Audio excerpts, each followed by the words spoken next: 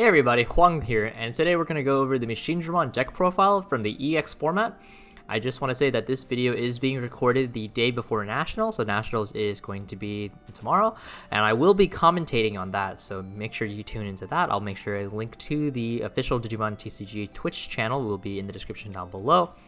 But without further ado, let's get right into this. So to kick us off, we're going to go over Analog Youth or Analog Boy. Analog Youth is a 2-memory white tamer that states on play, reveal the top 3 cards of your deck, add 1 Digimon card among them to your hand, trash the remaining cards.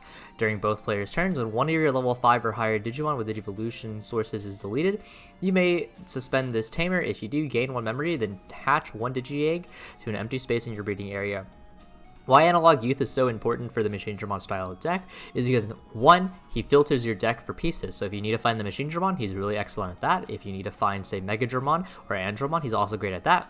2, he sends the remaining to the trash. So what this entails is you're able to accelerate to your Machinedramon win condition because Machinedramon states that it can pull from the trash as well in order to fuse into the Megazord.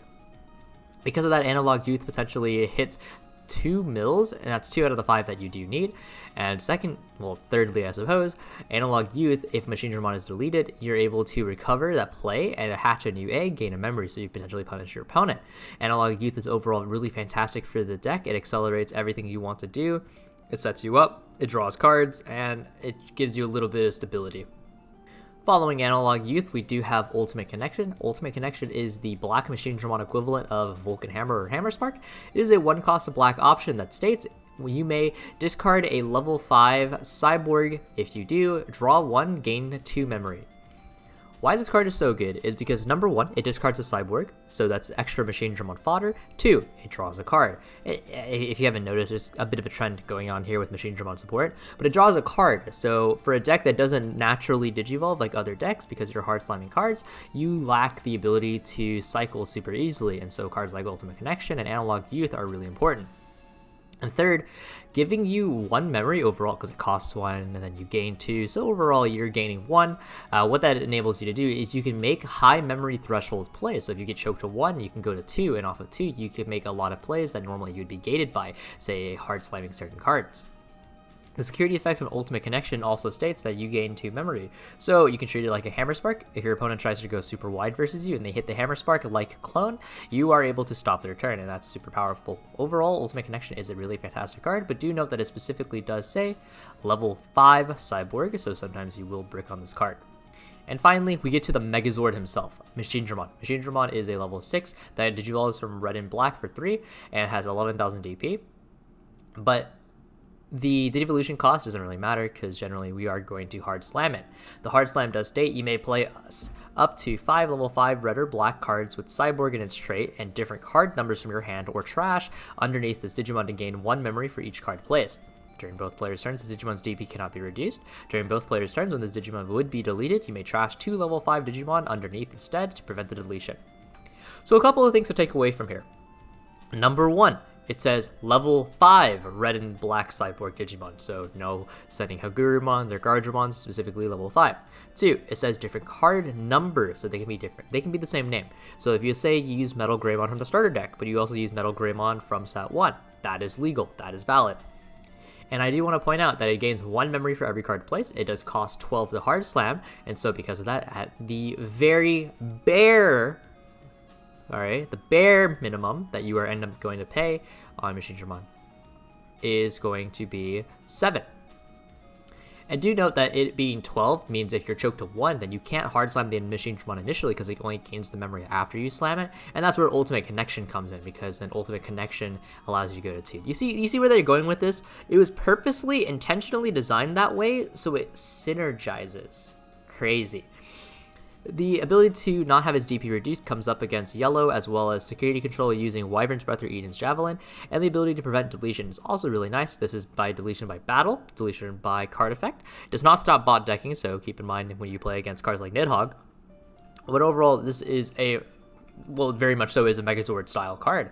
I mean, you could mix and match a ton of different effects. It's really hard to get rid of. It's just super sticky once it's on the board. I mean, you could load this thing up with a lot of different effects.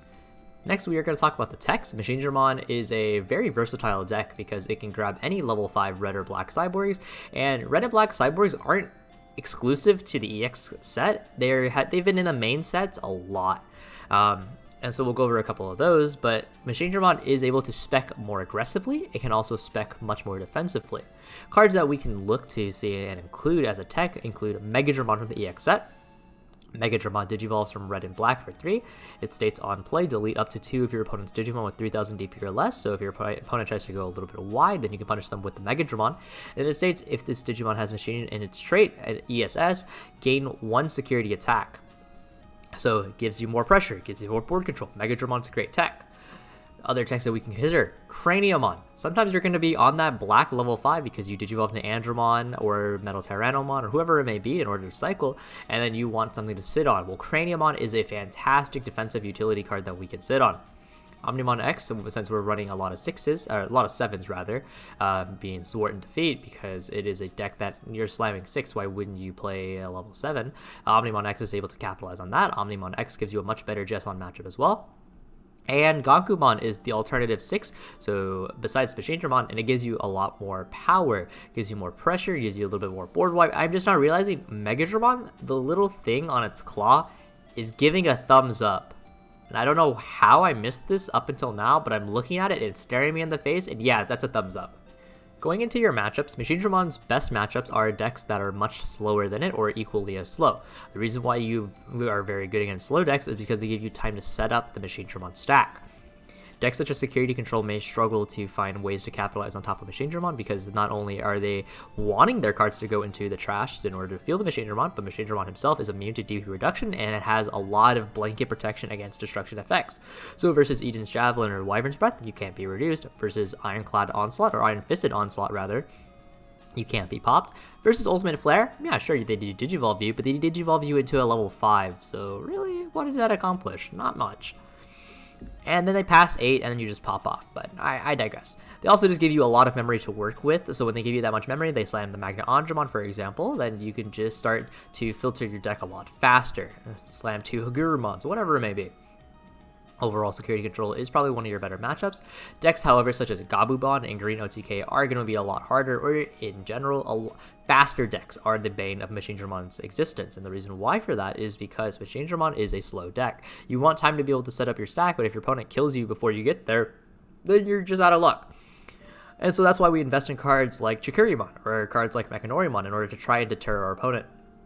This is a little bit harder versus Green, of course, because they do have the Nidhogg to send away the Machinedramon, so it's not immune. But overall, you're in a pretty good position. Potentially, Blue can bounce you, but then if they bounce you, then all your sources go to the trash, and then you just Machinedramon them again, and I don't know if that really accomplishes much. And finally, we are in the deck list, what everyone has been waiting for. This deck list is given to the Hoang Zero channel, courtesy of Blue Numemon, who is a relatively avid Machinedramon player. He's pretty good from what I've seen. He's a really good friend of mine as well. And so I think this list is going to serve as a wonderful baseline for everyone trying to get into Machinedramon. Without further ado, let's dig right into it. The number one card we're going to talk about is the Digitamas, Pagumon. All of Black's other Digitama don't really synergize well with the Machinedramon style deck. Either they hit or miss, very much so. Pagumon, on the other hand, is consistent across the board. He will always accomplish what he needs to do most of the time. You want your stacks to go into the trash. Pagumon synergizes well with that. Pagumon is able to filter you additional cards. Pagumon is the king of the Machinedramon Digitamas. Going into our level 3 lineup, we do have 4 Chumon because memory boost is a huge thing in the EX format, as well as Vulcan Hammer coming out of Gabubon. Being able to stop those cards is really significant, as well as being able to deter your opponent from accelerating the early game. So we do play the 4 Chumon. We play 4 Chikurimon because Chikurimon is a Lego. He is the Lego, the bane of everyone's existence. If you hit the Lego in security, it sucks. Being able to de-digivolve cards like Gabubon, being able to de-digivolve cards like Jessamon, yeah, it's pretty obnoxious. And so we're trying to slow the game state down. Cards like Shikiri, cards like Chu, very excellent. And then Hagurumon is the opposite of the 2 other cards where they want to slow the game state. Hagurumon wants to accelerate the game state. Hagurumon states, on play, discard a cyborg, any level cyborg, and then draw 2. So you're setting up your trash, you're accelerating your game plan. It's just a great card overall. Why wouldn't you play 4? Going into our level 4 lineup, you may notice that we only play 6 level 4, and the reason that we only play 6 level 4 is because this is not a traditional climb style deck. In this deck, instead of climbing, we're trying to filter our trash and then set up our Machinedramon play, and so as a result, we don't really have a need to look for pure Digivolution lines. And so we do play the 4 Machinedramon. Machinedramon is not only a cyborg, I do believe. I could be wrong, but I believe it's a cyborg. But it's a really annoying blocker. It states, blocker, it cannot attack, and anytime it deletes a Digimon, you restand it. So against decks that are trying to go wide or trying to rush you down, Machinedramon will just slap them down. Gabumon's trying to go wide, you're trying to ram their Gabumons, cool, slap, slap. Oh, they're trying to go Agumon rush? Oh, is that Greymon without a DP boost? Slap. Oh, Greymon with only 1 TP boost that doesn't break 7,000? Slap! My point is, Machinedramon is really good at curbing early game aggression. It's just a fantastic card in general. It lets you stall into your Machinedramon pieces. And then we do play the 2 Guardramon. Guardramon is a blocker that cannot attack, but its ESS states discard a cyborg, draw 2. So it is Hagurumon effect, but on an ESS. So if you go into Guardramon and then Digivolve into one of your black level 5s, you can start cycling once more. Our level 5s, going into that now, are the most important part of this deck. Your level 5s are very much so the bread and butter of your entire core. So we want to diversify it as much as possible because Machinedramon does require different card IDs. So we play the 1 Gigadramon. Gigadramon is one of the cheaper level 5s that we're going to hard slap, tied with Volcanomon. Gigadramon, it digivolves in red and black, although it's not super relevant here because it only has black level 4s to digivolve off of. It states that it is a red Digimon while on the board. Again, not super relevant here, but I digress. Its ESS, however, is during your opponent's turn, gain 2,000 DP. What that means is that Machinedramon hits 13,000 during your opponent's turn, and giving a blocker or such, including reboot, it makes it really annoying to deal with because you can't swing over it without significant DP boost thresholds. Next, we do have 2 Volcanomon. Volcanomon, again, is a 6 cost hard slam and 2 to digivolve, or 3 to digivolve rather, my mistakes. And it states if your opponent has an unsuspended Digimon, you gain 1 security attack. That is a relatively easy condition to meet. It's not super difficult. And so we do see Volcanomon coming in. Volcanomon also does give us the ability to digivolve off of our Guardramon, off of our Machinedramon, and that's really, really nice. And so overall, it's just a really fantastic way to set up our plays. You can also use Volcanomon in tangent with Megadramon when we get into it to get +2 security attack. Now, Andromon, Metal Tyrannomon, and Metal Mamemon all share the same main effect, which is when you digivolve into this card, you may check the top 3 cards of your deck, add 1 machine-type Digimon with a level 6 machine-type Digimon to your hand, discard the rest. And then their ESS all vary. Why their main effect is so good is because not only are they filtering for Machinedramon, but they're setting up your trash. So again, there's a very obvious thematic here, is add to hand, trash, set up plays, trash, Machinedramon, trash. Well, not that Machinedramon's trash, but you get the gist. Andromon, when underneath a machine Digimon, is able to give it blocker. Metal Tyrannomon, underneath a machine Digimon, gives it reboot. Metal Mamemon, underneath a machine Digimon, on attack, pop a Digimon with a play cost of 5 or less. There's obviously a trend. It's when underneath a machine Digimon, it's Machinedramon. Megadramon so Megadramon Black gives blocker when underneath, or not, well, just blocker in general, when underneath anything. Megadramon Red, however, gives security attack when underneath a machine type Digimon. You can play both Megadramons, and you can stack both Megadramons because they are different card IDs. So you can keep that in mind. The reason why we play Megadramon Blocker and Andromon Blocker, and some of you may find this redundant, like, oh, why would you put 2 blockers into the same stack, is because if your opponent deletes Machinedramon, right, let's say that's the case, and you have to get rid of one of them, cool, do that, and then you can keep the other and then maintain blocker, and that is pretty nice. And of course, Red Megadramon, it gives us security pressure, it pops smaller bodies. You can swap the ratio between Megadramon and Volcanomon if you want to get a little bit more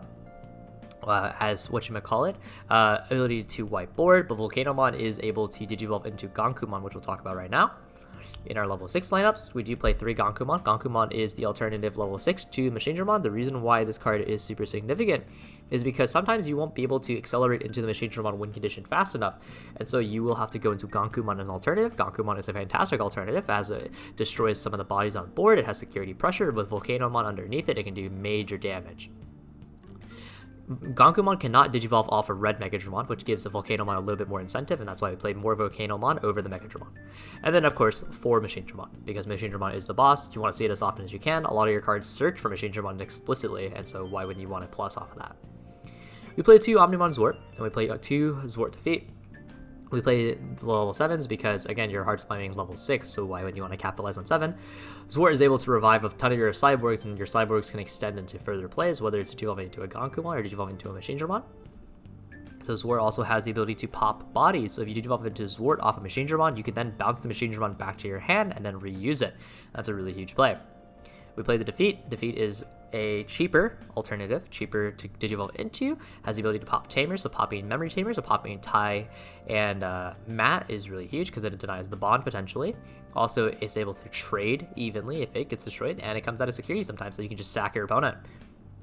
We play the 2 Iron Fisted Onslaught. One of the largest weaknesses of the Machinedramon style deck is the inability to pop larger threats sometimes. If you notice, a lot of your removal is lower end removal, or you just don't have removal at all, and so Iron Fisted Onslaught kind of circumvents that issue. It is a necessary evil in the context of the Machinedramon deck. 3 Ultimate Connection. The reason we don't play 4 Ultimate Connection is because, like I mentioned before, it specifically states level 5 Cyborg, so sometimes you just won't have that, and then it's just a dead card in your hand, or sometimes you'll have 2 Ultimate Connections and only 1 level 5 Cyborg, and then if you, send 1 and you don't draw into another level 5 Cyborg, then it's just a dead card in your hand.